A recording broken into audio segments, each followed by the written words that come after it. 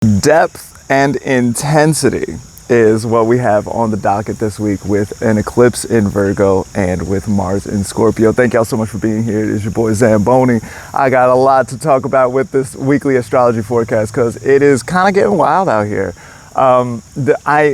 One of the things so it's eclipse day today. Today we've got a new moon solar eclipse in Virgo. It is directly opposite to Saturn. It is not the eclipsiest eclipse that could happen. It's a little ways from the nodes, but it is still opposite to Saturn and likely therefore uncomfortable. Things that are opposite to Saturn usually, Saturn is the planet of obstacles and boundaries and challenges, and Saturn often will teach endurance and this kind of thing. Saturn is very good for making you wait for the long term in order to find benefit in the thing. There's plenty challenge up front and you don't even know if it's going to turn into something beautiful. It can turn into something beautiful, but usually that is like 15 years down the road or something like this. So in opposition to Saturn, definitely a new moon. In general, a new moon opposite to Saturn is going to take a long time. Like a new moon, if we think about a new moon as a moment where you're planting a seed, then that seed doesn't come to fruition, doesn't come to bear fruit for many years usually. Now, an eclipse is going to be especially sort of uncertain and weird, and there's plenty of shadow and confusion that's going on there as well. Confusion as to exactly what to do and how to do it. I think about Virgo as making practical knowledge intelligible and useful. Right, so like taking data points and then especially the little details that all come in together and sort of making them into something that can be practically useful, that can make something tangibly helpful in the world in some kind of way, right? That kind of thing is eclipsed, and so there's questions about how all of this information is going to work together. Is all of this information even real? What's going on here with all of this? And there are major questions that need to be at least engaged. I don't think answers are strongly forthcoming this week, but certainly engaged. There's going to be plenty to sort of pick apart and think through. Now, at the same time, we have Mars moving into Scorpio this week. I really like Mars in Scorpio. I think that this is going to be very effective. I like to see Mars. This is actually our first Mars looking competent in a while. Because we had that long Cancer Mars earlier in the year, at the very beginning of the year, and so then we spent all this time with Mars moving through Cancer and retrograde and all this, and then after that it was Mars in Leo, which is fine. This is good Mars, well enough, at least. But then Mars in Virgo, again, fine, but kind of whatever. Then Mars in Libra, in detriment, not looking that good. Then Mars in Scorpio, finally, this is very effective Mars. This is Mars that is really ready to do the Mars things in a big kind of way. Before I talk about that any further, let's remember that your boy Zamboni has a astrology course called Astrology from the Ground Up. If you want to learn how to do this yourself, if you want to learn how to read charts and come to understand what's going on in your life and in context, and maybe you want to do some party tricks for your friends as well. It could be fun to go to cocktail parties and talk about astrology competently. If you want to be able to do that kind of thing, Astrology from the Ground Up is your move. You can go to zambonifunk.com and get that. If you don't feel like doing that and you just want me to read for you, also zambonifunk.com. You can find merch there. You can find there's music, there's podcasts, there's a bunch of other podcast appearances that I've done, these kinds of things. There's a whole bunch of cool stuff. zambonifunk.com. Go check that out. So Mars and Scorpio, love to see Mars looking competent. The thing about this Mars in particular is that Mars in Scorpio, so Scorpio is the sign of the scorpion, right? So it's going to be penetrating. It's a needle, right? Goes deep underneath the skin in some kind of like deep and venomous kind of way, potentially. Mars is the action or the warring planet, right? Mars is the one who's like ready to do some damage if you need to.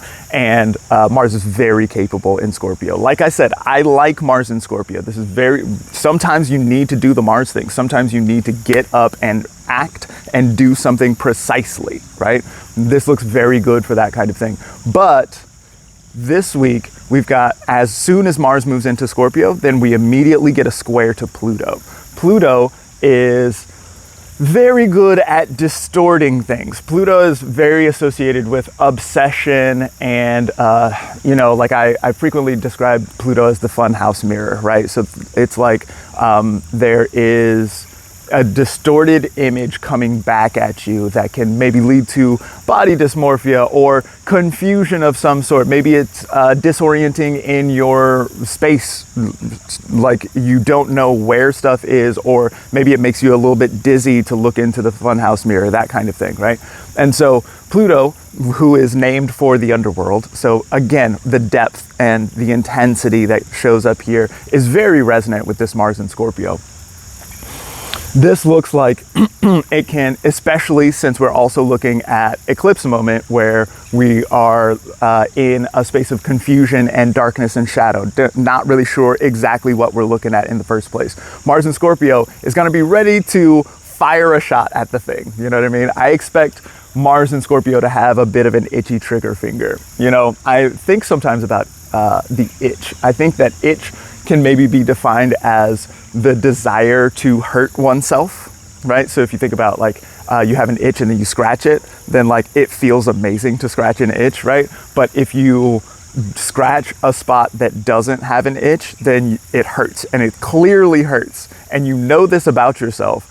But if you have an itchy spot that is so itchy, then you will gladly scratch your skin off until you bleed, right? There's a desire to harm yourself, and that's what an itch is, right?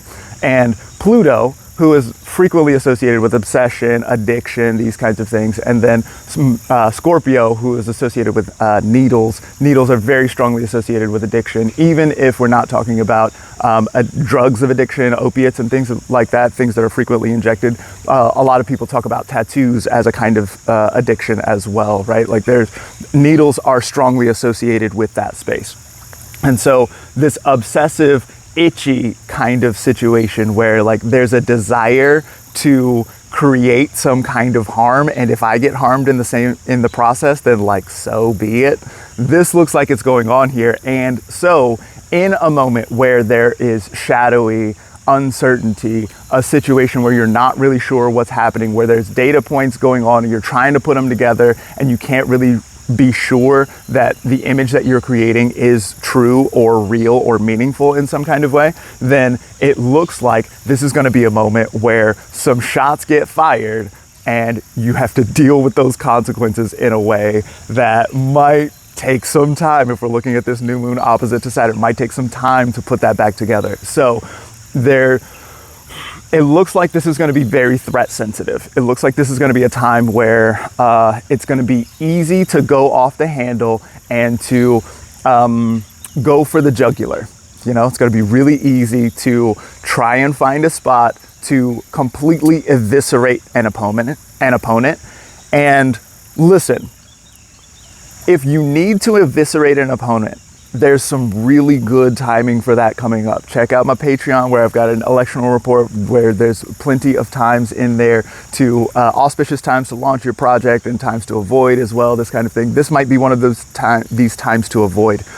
There are great moments for eviscerating an opponent. One of the things that I like about the paywalled electional report is that I can give you elections that are kind of brutal sometimes. If what you want is ruthless winning, there are times for that. And Mars in Scorpio is really good for that. But this week, it's going to likely feel very emotional. Big feelings that you don't necessarily know what to do with. They feel kind of scary, the fear of the dark and this kind of thing, fear of monsters, fear of the future, fear of the robots, fear of deep fakes, or what the possibility of being deep faked. All of this kind of stuff looks like it wants to be really loud this week, and the itch to fire about it probably leads to problems this week. If you need to win in a ruthless kind of way, give it a couple weeks. There's some really nice elections for that. Once Mercury moves into Scorpio, there's going to be a much better strategic game. At this moment, it might be time to sit in the darkness and look at what is so fearful.